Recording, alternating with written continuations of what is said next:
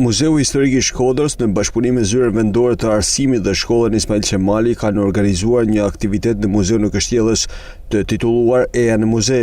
Qëllimi i këtij aktiviteti është njohja e nxënësve me artefakte historike, po ashtu edhe me muzet si institucion. Qëllimi i këtij aktiviteti është që përtej karakterit teorike të historisë që fëmijët tanë mësojnë në shkollat tona nëpërmjet teksteve të tyre, të japim një përfitimin më konkret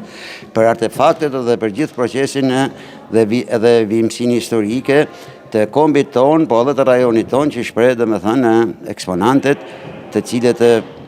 me anë të cilat dëshirojmë që fëmijët tanë të kenë përtej emocioneve dhe përfitime edhe një mbështetje konkrete të atij evolucioni, të kësaj rezistence dhe kësaj përpjekje që ne bëjmë për të respektuar vlerat tona, jo vetëm materiale, po edhe ato shpirtërore, dhe për të bërë një lidhje të nevojshme që thuhet midis karakterit teorik të shpjegimit të historisë dhe mbështetjes praktike për të cilët çdo njeri ka nevojë dhe aq më tepër fëmijët. Ajo që vëmëri në punën tonë është mungesa e njohunive të nxënësve për muzeun. Pra dhe na do në me dha një huni didaktike për